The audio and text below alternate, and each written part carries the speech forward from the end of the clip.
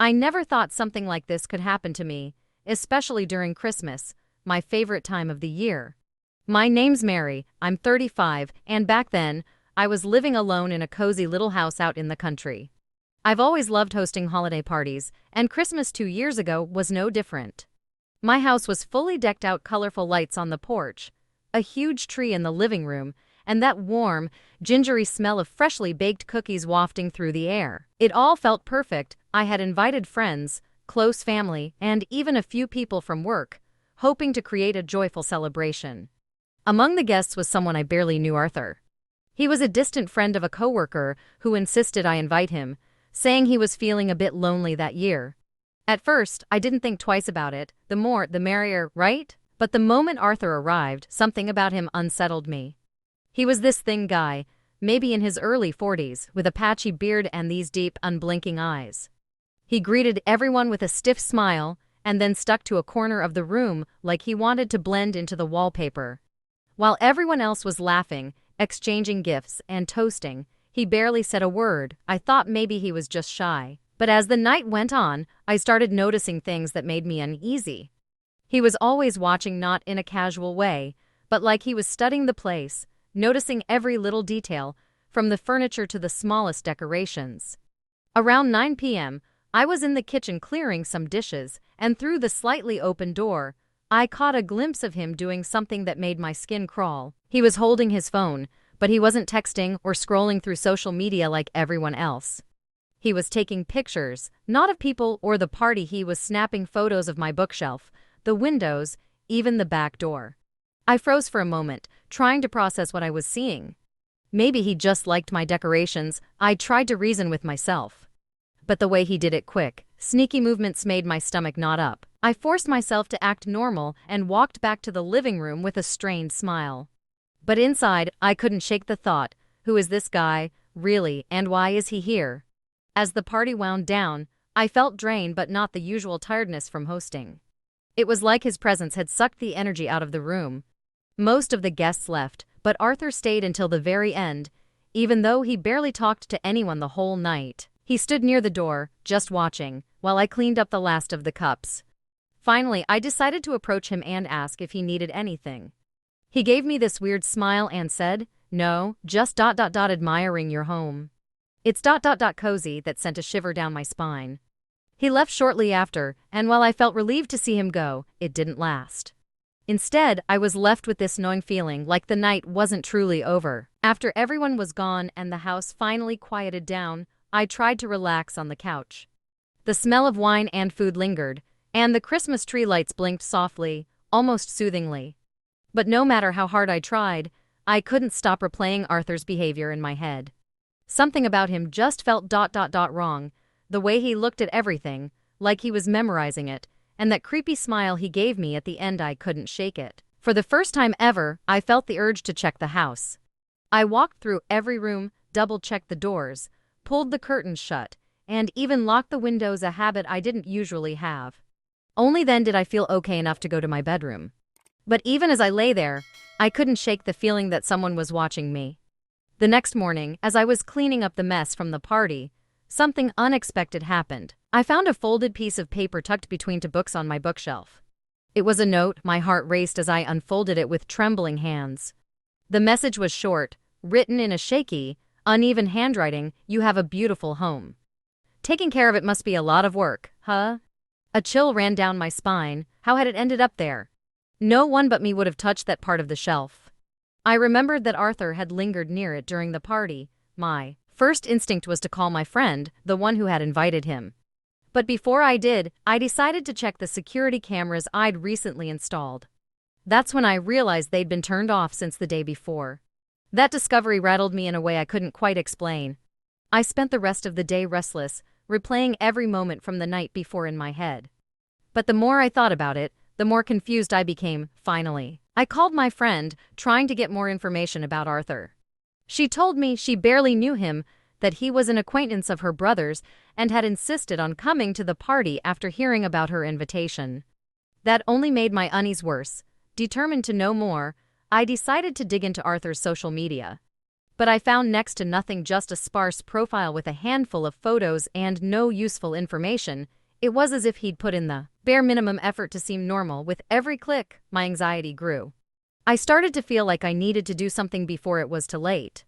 That night, as I tried to calm down by watching a Christmas movie, something happened that made my heart stop. The intercom buzzed. It was almost midnight, and I wasn't expecting anyone. The sound echoed through the quiet house, and for a moment I froze, unsure whether to answer. Slowly, I walked to the monitor and pressed the button to see who was outside. There was no one, just the empty street, dimly lit by Christmas lights. My stomach knotted, and I quickly turned off the intercom, but what happened next was even worse. When I returned to the living room, I noticed that one of the curtains was slightly open, something I was certain I had closed earlier. That's when I knew I needed help. The next morning, without hesitation, I went straight to the police station. I explained everything to the officer at the desk, but I felt a little silly as I spoke. It was hard to convey just how bizarre the situation was without sounding paranoid. His expression was serious, but he seemed unsure, like he didn't know how to handle my story. Without concrete evidence, it's tough to take action, he said, though he promised to look into Arthur. He also advised me to upgrade my home security and stay alert for anything unusual. I left feeling frustrated, but I decided to follow his advice. I spent the rest of the day installing new locks, buying extra cameras, and even setting up an alarm system. It wasn't the Christmas I'd envisioned, but the looming sense of danger made me move quickly. All I wanted was to feel safe again. Even after taking all those precautions, the fear wouldn't leave me. In the days that followed, I started noticing things I would have ignored before. A car parked on my street for too long, footsteps that seemed to match mine when I went for a walk, and even strange calls that disconnected as soon as I picked up. I couldn't prove it was Arthur, but my gut told me he was behind it all.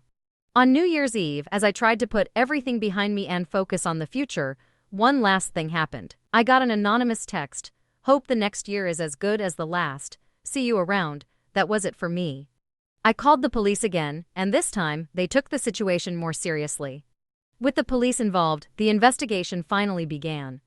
They discovered that Arthur was using a fake name and had a history of suspicious behavior in other towns, including break-ins and stalking. Learning this was both horrifying and validating. I wasn't imagining things. The police set up occasional patrols on my street, and I started avoiding going out alone. Despite these measures, the feeling of being unsafe lingered. It was like he could show up at any moment, breaking through the barriers I'd put up. Even with the new locks and cameras, I knew he'd already gotten close enough once. What was stopping him from doing it again? A few weeks later, the situation came to a head. A neighbor's security camera caught footage of a man lurking around my house at night. He didn't step onto my property, but it was clear he was watching the house, standing still with an unnerving posture and staring directly at the windows. It was Arthur that gave the police what they needed to issue a restraining order and ramp up their search. Arthur was eventually found staying at a boarding house in a neighboring town where he'd been living for months. When they arrested him, they found a notebook filled with notes about me, my schedule, the places I frequented, and even details he'd observed at the party. Reading through it was deeply disturbing, but at the same time, it was a relief to know he was in custody. Even after Arthur was arrested, it took me a long time to feel at peace again. Knowing someone had been stalking me for months and had infiltrated my life like that left scars. I became extremely cautious, changing even the smallest habits, like the times I left the house or how I interacted with strangers. The thought that he'd used my Christmas party to map out my home was what stuck with me the most. What should have been a moment of joy and celebration turned into a nightmare, leaving me questioning even the people closest to me. For a while, I considered moving, but I realized running away wasn't the solution. Instead, I focused on strengthening my security and taking back control of my life. Today, 2 years later, I still think about what happened, especially when Christmas comes around. I don't throw big parties anymore, but I still host small gatherings with the people I trust most. I've learned the hard way that not everyone who comes into your life has good intentions. I still don't know exactly what Arthur had planned, and maybe I never will, but I'm grateful I followed my instincts and acted when I did. If there's one thing I'd tell anyone reading this, it's this: never ignore that feeling in your gut when something seems off. Sometimes it's the only thing standing between you and real danger. My name's Luck, And last Christmas, my girlfriend Laura and I went through something that still feels impossible to explain. At the time, we had just moved into a charming little house in a neighborhood straight out of a Christmas card, lights strung up on windows, snow blanketing the rooftops, and friendly neighbors welcoming us with cookies and warm smiles. After years of living in cramped city apartments, this felt like a dream come true. We were excited to start a new chapter in a peaceful, cozy place. Little did we know that walking through the door of that house was the start of what would become a nightmare. In the first few days, a neighbor, Mrs. Carlson, showed up with an apple pie and a smile so wide it felt almost forced. She was tiny, with gray hair neatly tied in a bun, but what stood out the most was her piercing gaze, like she could see straight through you. "Welcome to the neighborhood. I hope you enjoy it here, because this is the kind of place where no one ever leaves," she said with a little laugh that seemed harmless at the time, but now sends chills down my spine. At first, we thought she was just being warm and neighborly. She dropped by almost every day with tips on how to decorate the house for Christmas or the best times to walk around the neighborhood. But pretty quickly, her visits started feeling like too much. By the third week, things started getting weird. No matter the time of day, if we looked out the window, there she was. Sometimes she'd be watering her plants even when it was snowing. Other times, she'd just stand on the sidewalk, staring at our house with her hands stuffed into the pockets of a worn-out coat. Once, while we were setting up our Christmas tree, I noticed movement outside, pulling the curtain back slightly. I caught the glint of what looked like binoculars. At first, I tried to brush it off. Maybe she's just a lonely old lady, I told myself. But as the days went on, that explanation started to lose its weight. Laura, always the more cautious one, insisted we needed to set boundaries. "Look, this isn't normal. She's crossing a line," she said one night, yanking the curtains shut. We decided to talk to her politely, but the result was far from what we expected. The next day, when Laura went out to grab the newspaper, she found a handwritten note on our doorstep. It was signed by Mrs. Carlson, but the friendly tone was completely gone. "You need to understand that I'm only trying to help. This neighborhood has rules, and I expect you to respect them," it read, with certain words underlined and exclamation points scattered across the page. The creepiest part was how she mentioned specific details about our routines, like the exact times we left for work or when we took out the trash. The magical Christmas vibe we had once felt was now suffocating. Every day, we felt like we were being watched, as if we were part of some game we didn't understand. After that letter, we avoided any interaction with Mrs. Carlson. We kept the curtains drawn and tried to get in and out of the house as quickly as possible, but it was impossible to ignore her constant presence. One evening, while we were watching a Christmas movie on the couch, what should have been a cozy moment was interrupted by a strange noise coming from the backyard. Laura grabbed my arm, startled. I got up slowly and peeked out through the curtains. There she was, Mrs. Carlson, standing near the fence, holding a notebook and scribbling frantically under the glow of a small flashlight. My heart started racing. "She's writing about us. Look," Laura whispered, her eyes wide with fear. What had started as discomfort had turned into outright terror.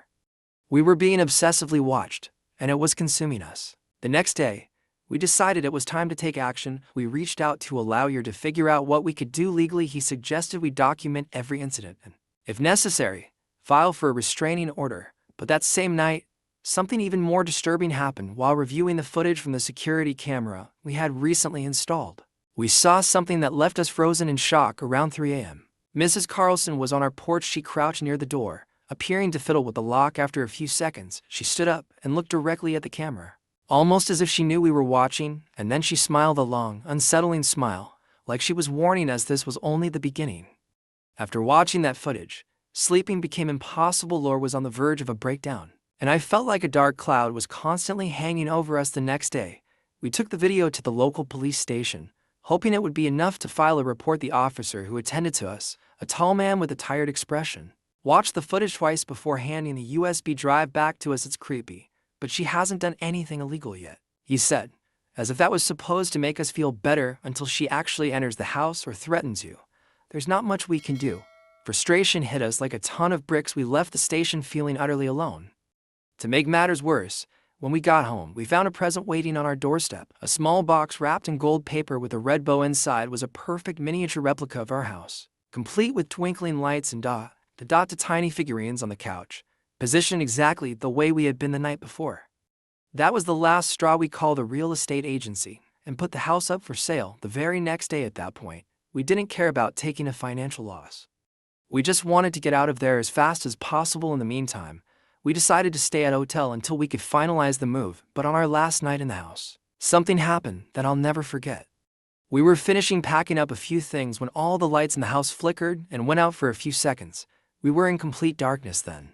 We heard 3 slow knocks on the front door. I didn't have the courage to open it. Laura was quietly sobbing in the bedroom, clutching her phone with the police already dialed. I waited in silence until I heard footsteps slowly moving away, summoning my nerve.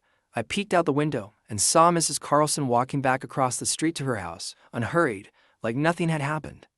The next morning, we left the house before dawn, taking only the essentials with us. It felt like that place had become an invisible prison, where every second was suffocating. Laura, always the practical one, tried to keep things organized for the move, but I could see the panic in her eyes. Even at the hotel, the feeling that we were being watched never fully went away. One afternoon, as I stood in the hotel parking lot, I noticed a car parked across the street. Inside, there she was, Mrs. Carlson, holding that same notebook. I didn't know what was worse, her presence or the fact that she wasn't even trying to hide. I sprinted toward the car, but before I could reach it, she sped off, disappearing around the corner. It was as if she wanted us to know she was still there, letting us know that leaving wouldn't be so simple. It was only the following week, after we finally managed to sell the house, that we felt a bit of relief. We moved into an apartment in another city, vowing never to live in such a friendly neighborhood again. Even so, it took weeks before we could truly relax. Laura avoided opening the windows, and I found myself constantly glancing down the hallway, half expecting to see that piercing stare and sinister smile again, to try and move on. I threw away all the Christmas decorations we had bought for the old house.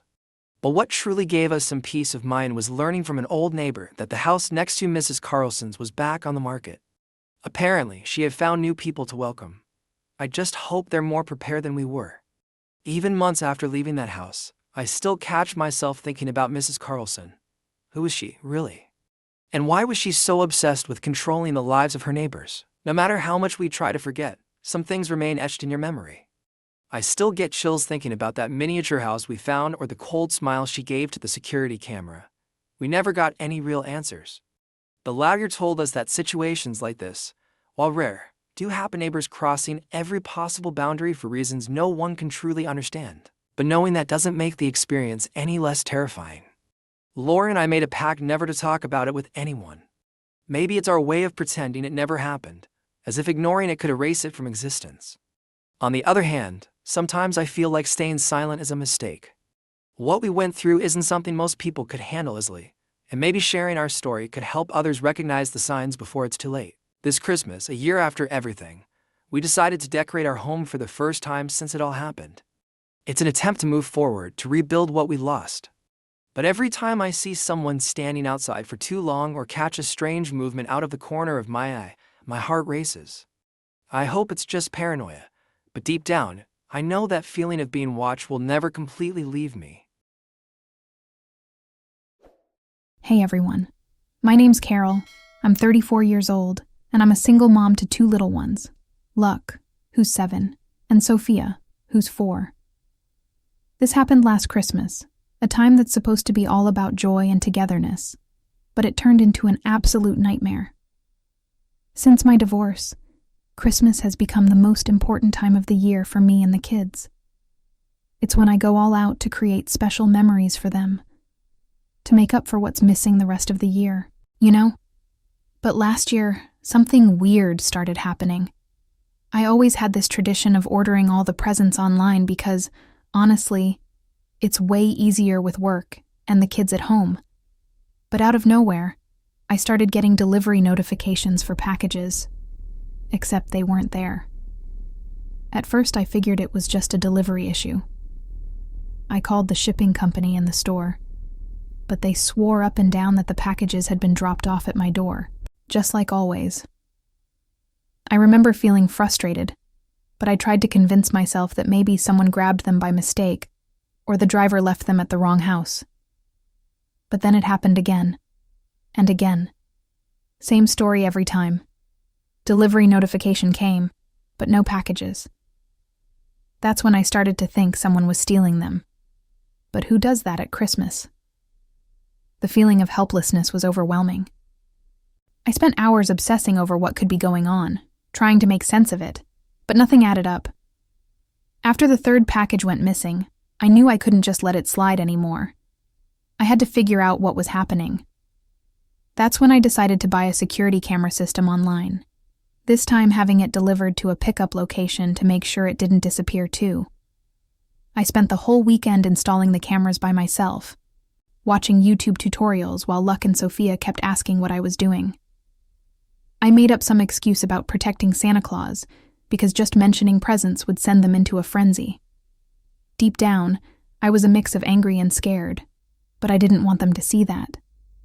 That same night, I went through the test recordings to make sure the cameras were working. It didn't take long for something weird to pop up. Around 10 p.m., the camera picked up movement on the porch.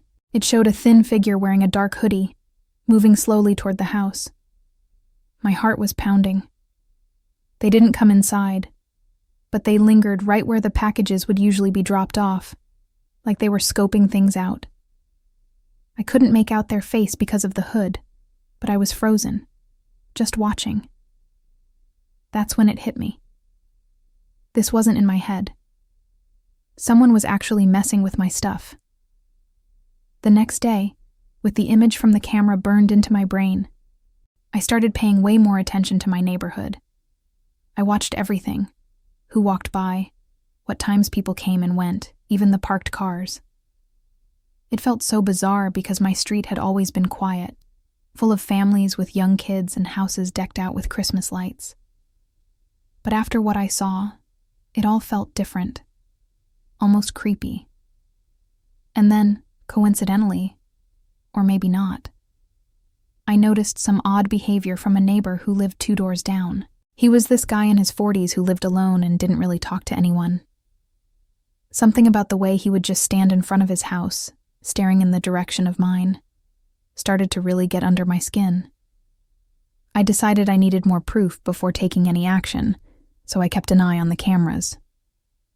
2 days later, I caught the evidence I was missing. It was him. The footage clearly showed him leaving his house, walking over to my porch, glancing around to make sure no one was watching, and messing with the packages that had been delivered that morning. But this time, he seemed more on edge, almost like he knew he was being watched. When he went back inside, I was so furious I almost marched over to his door right then and there. But I held back. It was late, and I wanted to plan exactly how to confront him. The next day, I waited until late afternoon, when I knew he'd be home, and went over to his house. My heart was racing. I had the footage saved on my phone, just in case I needed to back myself up. When I knocked, the door opened, and I was hit with this weird mix of cigarette smoke and some overly sweet cologne. He looked surprised to see me, but there was something in his eyes that made me uneasy, like he already knew why I was there. I took a deep breath and got straight to the point. I know you've been messing with my deliveries. The security cameras caught everything. I need you to stop now. My voice shook a little, but I stayed firm. He stayed quiet for a few seconds, just staring at me in a way that made my skin crawl. Then he smirked, this weird, almost mocking smile, and said, "Look, lady, I just take what people don't keep an eye on. It's nothing personal." The coldness in his voice left me stunned. I was angry and scared all at once. Before I could say anything else, he added, "Christmas is the best time for this, you know? People buy all this expensive stuff for their kids and forget there are folks like me around." My stomach turned. He said it so casually, like stealing from families with kids was just another day for him. After that conversation, I went back home with my hands shaking. I couldn't tell if it was from rage or fear, probably both. I called a few neighbors I knew had kids and told them what happened. That's when I found out I wasn't the only one. At least 3 other families had noticed packages disappearing, but no one had proof, and no one had suspected him until now. We decided to team up.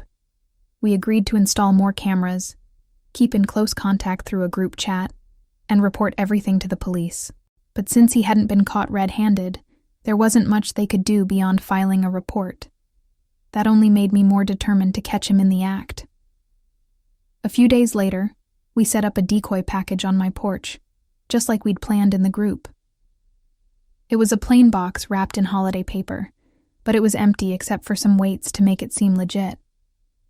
I was on camera duty, waiting for him to make his move. Sure enough, he showed up with the same calculated calmness. As soon as he grabbed the package, I texted the neighbors who were ready to step in. It was like a coordinated operation. 2 neighbors came out and blocked his path while I ran out with my phone, recording everything. He looked visibly rattled, but tried to play it off, claiming he found the package abandoned. This time, it didn't work. We called the police right away. When the officers arrived, we showed them all the evidence, the camera footage, the messages in our group chat, and the fact that we caught him in the act. He tried to deny it, saying it was all a misunderstanding, but the footage didn't lie.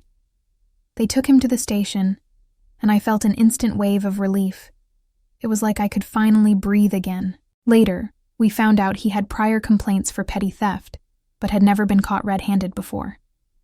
The police said that since this involved families and Christmas presents, he might face harsher consequences. That gave me some peace, knowing justice was finally being served. After he was arrested, the whole neighborhood seemed to change. People started talking to each other more, sharing tips about security, and we even set up a rotating watch system to keep an eye on deliveries, especially during the holidays. I never had another package go missing, but I'd be lying if I said the experience didn't stick with me. Even now, every time I get a delivery notification, I rush to the door with my heart racing, half expecting something to be wrong. That Christmas was one of the most stressful I've ever had, but it also taught me the value of community and the importance of trusting my instincts to protect my family. Please subscribe our YouTube channel.